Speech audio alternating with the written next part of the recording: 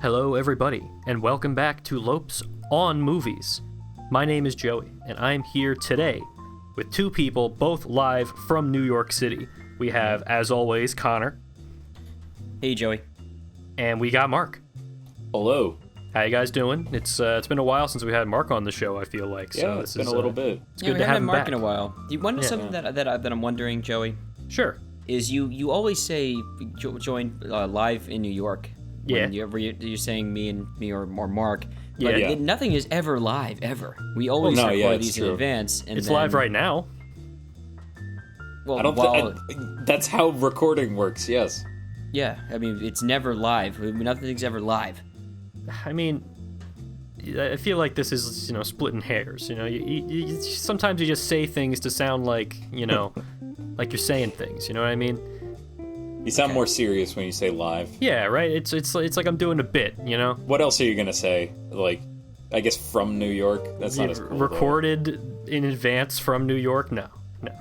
That sounds weirder, actually, because it's like you're talking to two tape recordings of each of us. Yeah, it's confusing, right? Like I'm just gonna say what is accurate in the moment in which I am recording this. Joey's head. Okay, whatever. Look, we don't have time to debate whether or not this show is live or not. We don't got time for anything. Listen, Joey, I'm just setting the tone for what I think is going going to to. One take. Right, I'm setting the tone for what I think is going to be this show. I'm just letting the audience know. What? You think this is going to be a confrontational episode? I don't think it's going to be that bad. I have a hunch. I mean, I'm confronting some people, but it's not going to be that bad.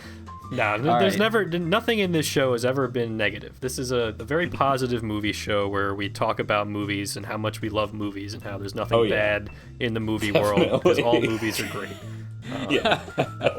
All right. And speaking of movies, how about we talk about the movie that we all saw that just recently won the Best Motion Picture Drama Film at the Golden Globes and won for Best Director. This is, of course, 1917, the new World War I movie from director Sam Mendes. So, Connor, can you please give us a little synopsis of this film? Sure thing, Joey. So, 1917. Two young British soldiers during the First World War are given an impossible mission to deliver a message deep in enemy territory that will prevent 1,600 men and one of the soldiers' brothers from walking straight into a deadly trap. It was directed by Sam Mendes, who, Joey previously said, just won Best Director for the Golden Globes for this year, 2019. And he's best known for American Beauty and the most recent James Bond films, most notably Skyfall. I think that's one most people like the most. Nobody likes Spectre, so we don't talk about that one. I don't think people like Spectre, yes. Although, actually, I did hear Quentin Tarantino liked Spectre more than Skyfall recently in an interview. I don't know why, but he said he did. He didn't like the Skyfall shootout in a barn, like to end. He didn't like that for some reason. He didn't think that was a Bond thing. I don't know. Anyway, so this one stars George McKay and Dean Charles Chapman in the lead roles. So, Mark, what did you think of 1917? Okay. Well, so for me, this movie had quite a bit working against it from the get-go. I think maybe about 2/3 of it probably wasn't the fault of the movie itself, but around some things surrounding the movie. But that last 33% definitely was the movie, and it was only exacerbated by a few things. So, to get it out of the way, you mentioned this, but the movie essentially winning what is Best Picture over a lot of other movies we've seen this year gave me pretty high expectations for it. And I don't think it came close to meeting that bar. I think the word I was trying to find throughout a lot of the movie, the thing that I think the one-take concept causes in the storytelling is contrived. It makes things feel forced. And some of the acting didn't help.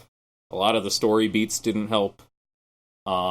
And that's more or less my feelings on the movie. I don't know. Does somebody else want to take it a little away from here? Because I think both of you came out of it a little differently. Well, here's the interesting thing. So I know for a fact that this is going to, I mean, we've already kind of hinted at it, but this is going to be one of the first episodes of Lopes On Movies with, I think, a distinct difference of opinion. So, On each of Connor, I'd us. like to hear your thoughts now that we know Mark's. Yeah, I thought 1917 was great. So, and I understand what you're saying about the one take thing being like an issue to you guys in as a concept in general, but I think it works well for this type of story. This is one story about a mission that follows these two soldiers that happens all in the course of over like 6 hours, I believe.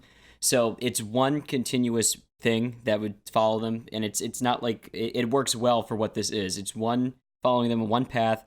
It's a very short form story, and I think it works for this. I don't think I think this could have worked also if it wasn't a one take, one shot, one one continuous shot kind of thing. I don't think the one continuous shot thing is a problem on its own, and I know there has been issues with it in the past, and I think it's not. I think this is the thing that it sounds like what I'm gathering from you guys. I don't want to put words in your mouth yet because you haven't said anything, but I don't think it's a gimmick.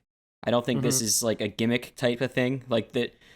That's fair to where I would be going which is with what this whole which thing. is what I think. I'll say that. Hold on. I think that's what you are going to say, Go and I for think a lot of that is because of what the attention has been around this one.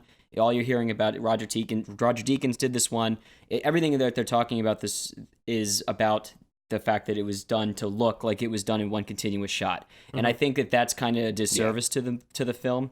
Like I think that that's a good aside. Like yes, it is what they're doing here. I think there is a lot of inventive filmmaking that we haven't seen before. Their camera stand that they made for this is unlike anything they've done in the past, especially when it's the entire film. And it is a great war story also with a great score, and it's excellent. I don't think the acting was particularly poor, like I think you said, Mark. I think it was actually pretty good. I think the main characters. Yeah, I think good. I don't know about his companion. I thought they were both good. I thought they were both fine. And like I mean, the one actor we only know. I don't know who George McKay is really, but I do know Dean Charles Chapman for his excellent role as Tommen Baratheon, who was the king in Game of Thrones, who famously flew out the window. Oh wow! He took I didn't even recognize that was him. That was him. Wow. He took his crown off and then went out the window, and it was hilarious. That was when Game of Thrones was at its jump the shark. It was well within the jump the shark mode.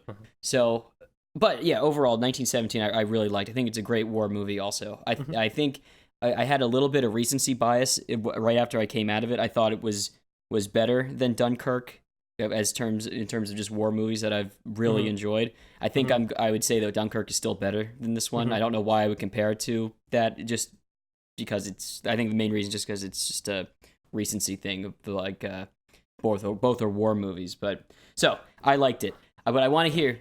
Just to double check though, you watched this prior to the Golden Globe. Oh yeah, I saw this. So you didn't have external. No. So that's the things other part acting on too. it So as I much. saw this I actually saw this in an advanced screening beginning, or I think around the middle of December. So this was even before even before it opened in New York. Like I think it went nationwide recently. It went on January 10th, right? And I think in New York and LA, I think it came out on like Christmas. Like I saw this a week or two ahead of that. So I saw it well before that, before anyone was really talking about it. Critics have already seen it, of course, but so I did not. I knew it was nominated against these other films for Best Motion Picture for the Golden Globes. The Golden Globes are also obviously silly and a joke, but yeah, there's like 20 people that vote on those. Like anything can happen. Right. Yeah, I don't think that, and especially I guess these are the movies that were nominated for that. It's 1917, The Irishman, Joker, Marriage Story, and The Two Popes. I have no interest in The Two Popes. And obviously, I think The Irishman is better overall than 1917, but I'm not going to give it to Joker. And Marriage Story is good, but I don't think that it would either be. I don't think it's that far outclassed like Mark is saying. But I'm very excited to keep talking about this though with you guys. Joey, Sure. what did you think? So I guess just to keep things nice and neat, I could sort of say I'm coming in the middle of you two guys. I think so. I remember seeing like the trailer for this and being like, "Oh, that looks pretty cool! Like a new war movie. Sam Mendes, Roger Deakins, cool." And then a couple weeks later, I read that it was going to be a movie that it was filmed to look like it was shot in one take. Instantly, I lost all interest in seeing it, because I despise that concept and think it's stupid and don't think it ever adds anything. It can only, I would say, no matter what, you're not going to get a net positive. It'll always be a net negative if you decide to do that, because there are advantages to long takes, but when the entire movie's a long take, the consequence of that is that you're removing editing from your movie. And editing is one of the absolute fundamental aspects of filmmaking. So when you take that out, it's like if you were to take out like lighting or take out just any other like obvious thing. It's like when it's not there, you're losing so much potential for storytelling, and you have to work around that. So I have yet to see a movie that justifies the idea of making everything look like it was done in one take. And 1917 did not convince me that it's something that's worth doing. Which is, again, and that's not to say that there's a problem with long takes, because there are parts of this movie that, without cutting, are better, but there's also parts where it feels contrived for them not to be cutting, and where I think it would work better had they just shot it more traditionally and didn't stay so committed to the idea of making everything look like it was shot. And in I one think take. I know the part you're talking about, like midway through, espally. Is that? Yeah, or I maybe think There's a couple, I think. I think there's a few. Like I think. Yeah, It's, I gotcha. yeah, but I would say overall I did like the movie. I think it works for me in spite of me not really liking the whole one take conceit. And I honestly kind of like when you mentioned Dunkirk, I don't think that comparison is off base, because they're very similar kinds of movies. Like obviously like Dunkirk does some really weird like time shifting stuff and timeline things, but the fundamental like point of Dunkirk is that you're in the action, and it's all based on very immediate situations. Like you have characters that are just, they have to cross, a bridge or something that's broken. How do they do that with this ticking, clock element behind them? So it's all very much just like, this is a situation we're in. We have to figure out how to get past the situation. You're not really concerned too much with like the characters being super deep or interesting. It's just they're trying to survive. They're trying to finish their mission, and you're just kind of wrapped in the immediacy of the situation. Both very similar movies in that respect. But I do think that like Dunkirk really, really drew me in, and this was kind of like going back and forth a little bit, where there were parts where I was like, okay, this is really cool. I'm really into this. And then there were parts where it just didn't really capture me nearly as much. And I think, at least for me, I'm diagnosing that as just unnecessary one take, conceit. Because there's parts of this that really don't need it, but because they were so committed to it, it just ends up kind of like, it's fine for the scenes where it kind of makes sense or is appropriate, but then the other scenes just kind of drag as a result. I think the key to the one take side of things is that it's meant to give you a sense of distance that they traveled and a sense of time. Sure. But I think the counterpoint to that is that there's not an acceptance of less interesting things kind of have to happen if you're going to do it in a way that doesn't seem like they just lucked into the craziest possible route possible. Yeah, because normally, even in a war zone, you don't end up having a plane crash right into you. Yeah. Which is in the trailer. That's not a spoiler, by the way. But moments like that, and a couple other moments, end up feeling like, oh, they just needed a thing to happen. And I don't know. It kind of... I'll say I could see myself liking this movie, but moments like that, in addition to everything else pulling me out of the movie, ended up making me feel that way about it. Yeah, I mean, so here's what I'll say, just to add a little bit more to the whole one take thing and why I'm not a huge fan of it. So I read an interview with Sam Mendes where he kind of talked about why he decided to shoot it that way, and this is what he said. So I wanted to tell this story in 2 hours of real time, so I felt like it was a natural thing to lock the audience into the men's experiences. In a movie that operates more like a ticking clock thriller at times, I wanted an audience to feel every second passing and take every step with them, and also be aware of the geography and distance and physical difficulty. The feeling that you are going to have to live through the story with them is accentuated by not cutting. And okay, I read that and I'm like, okay, I get the logic. That sort of makes sense. But he goes on in the interview and says some more things that actually kind of rub me the wrong way. So he continues and says, you have to ask yourself why the grammar of film has developed the way it has. And it is an interesting question. We experience life much closer to one longer continuous shot. So we might expect the grammar of film to be the same. But the grammar of film was developed because cameras were not able to do what human beings can. They were too big. They were too bulky. They only shot on film. You had to cut at a certain point. That's no longer the case. So there is a way of communicating now which is not using the traditional tools, the traditional grammar of cinema that developed the last 100 years. Now, a lot of what he says there I think is garbage, to put it plainly. First of all, I definitely do not think we experience life closer to one continuous shot in the way he's suggesting. Because the way the camera operates in movies like this is very slow and floaty and just kind of like surveys areas and goes back and forth between them, right? Which is not at all how our eyes work. Like, you could try it yourself. Look to your left, then quickly look to your right.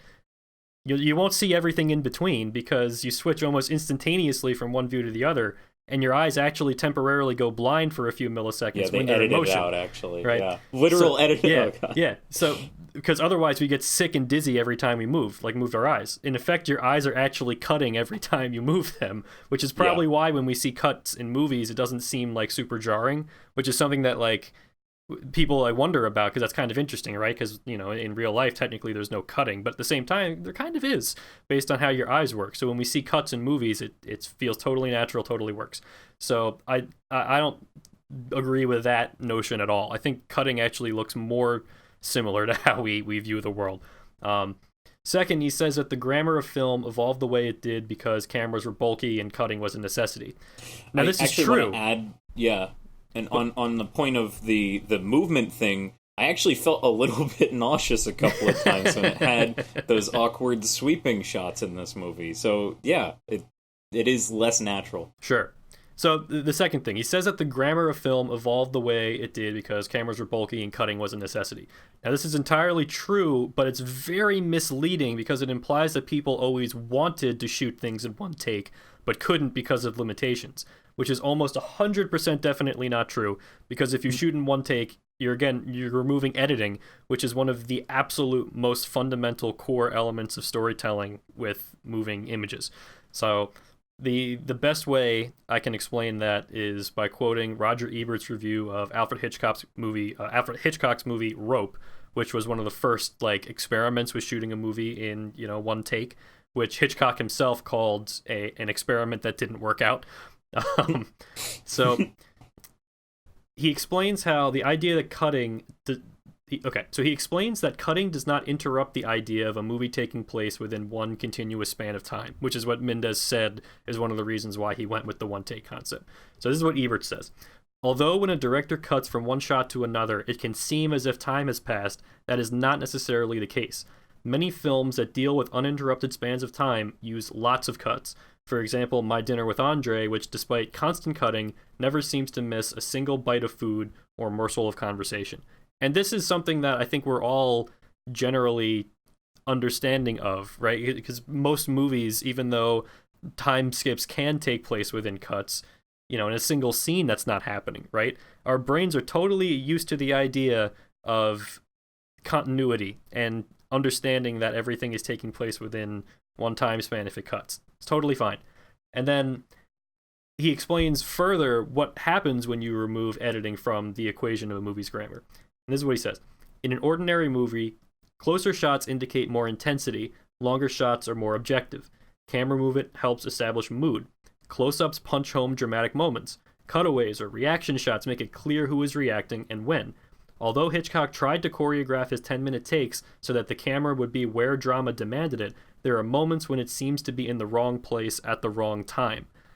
And it's just this is a limitation of trying to shoot it this way, because not every scene is necessarily going to work very well with that conceit. And all this applies to 1917.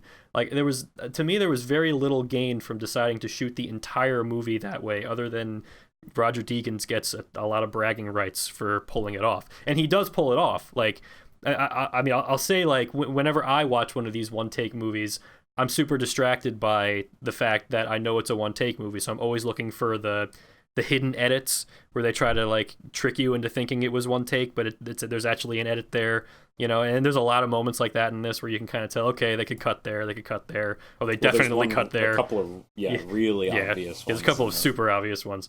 There's one that's, like, not even pretending that it isn't an edit. Yeah, there's one that's actually pretty much blatantly just an edit. So that was that was kind of weird that it's a one take movie except for one cut. Like almost 2/3 of the way into the movie.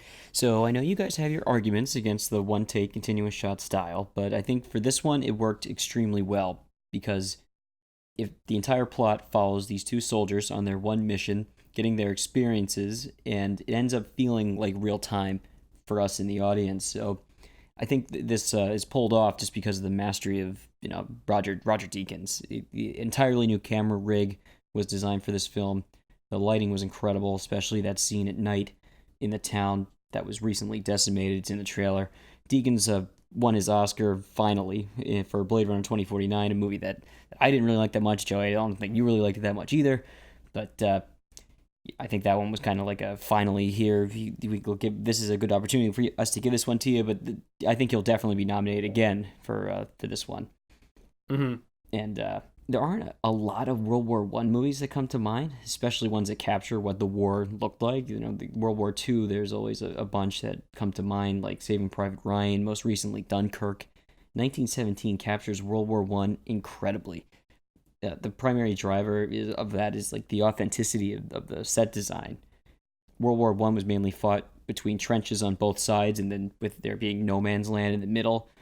And this looked completely realistic. The costumes were also great. I couldn't get over how... this is separate aside, but I couldn't get over how young all the soldiers looked. And that's because they were that young. They were 18 to 20-year-old kids who were getting shipped over to fighting in these wars. And this unreal. And it's something that I don't think they usually use actors that young in these kind of things too, these war movies. And I think this one, it stuck out to me. I think Dunkirk, it actually looked like that too a bit. I also like this story in general was small. This was just one tiny event inside, like, this large conflict that just really captured just how relentless World War I was, and everything that happened here, which is one thing over a couple hours. Thousands of men were dying, like, every day. And, like, just imagine being, like, a soldier in that after you survive one of these gruesome battles, these soldiers immediately know that they're going to have another one of these coming up again extremely soon. You know, think the soldiers, like, how hopeless and inevitable, like the inevitability that it would just take over you. I think the parallels between the two soldiers that we follow, I think they captured, like, this dynamic really well too. So the one soldier is always tries to keep a positive attitude and keep like morale high, and then the other soldier has seen more action, and you can see him starting to sink more into despair. And I felt like I really knew these two characters, despite there not being a ton of time to, like, really slow down and flesh them out. And I think that's just a testament to the filmmaking. 1917 had me thinking right from the start about the importance of information also. So the mission the two soldiers were given to travel to reach this other squadron, to warn them of their imminent attack, like, advance on this area that the Germans were holding, was a trap, right? And that the best plan that the generals could come up with was to send these two soldiers to cross no man's land to reach them. The generals gave him this plan, not even realizing that the commanding officer that they were telling him to contact at the edge of the trench was killed, like, recently. Like, they had no idea. So to them, like, their impression was that the Germans have already vacated the area that they were around, like, entirely, and that these two soldiers would be able to just make this trek on foot and get there. But clearly, there was still a lot of, like, there was still a lot of danger, like, right around there.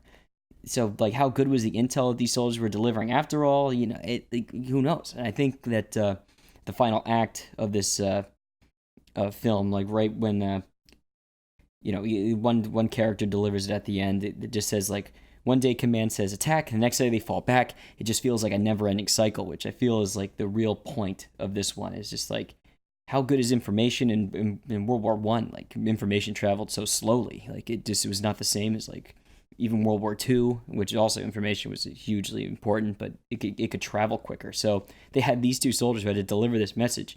It really just showed how insane World War I was. Like, I agree with like most of everything that you said here, that a movie made to look like it's one take, which obviously there are hidden takes throughout it. Wouldn't work on most stories, but I think this one is the perfect situation for it to work, which is just one continuous story. And I do think it added tension.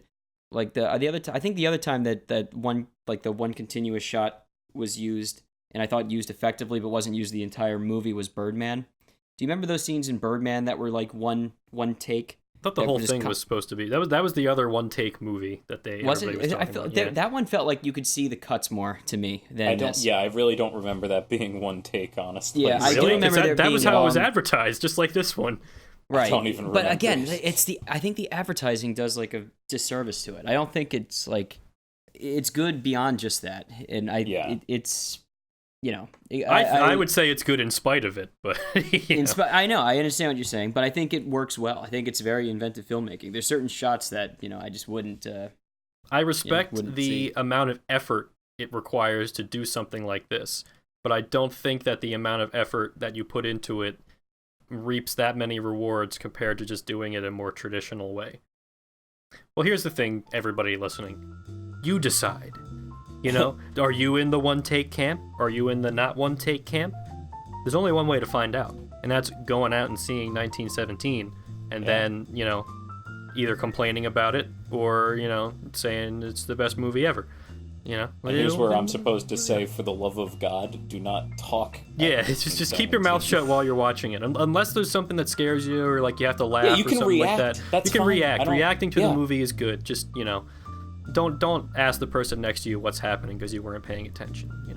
Just pay attention, and either enjoy or don't enjoy. Whatever you want. Yeah, that's all up to you. All right, I enjoyed 1917, even though I was not a fan of its gimmick, as Connor wouldn't want me to say. So I knew you guys would call it that. I recommend you go to see it regardless. But yeah, we will see you guys next week, where we're going to talk about either Marriage Story or Little Women, or maybe both. That's probably what's going to happen. We have a lot to talk about. We got a lot to talk about. The Oscars are coming up soon, guys. It's going to be here before you know it. All right, we'll see you next week, everybody. Have a great rest of your day.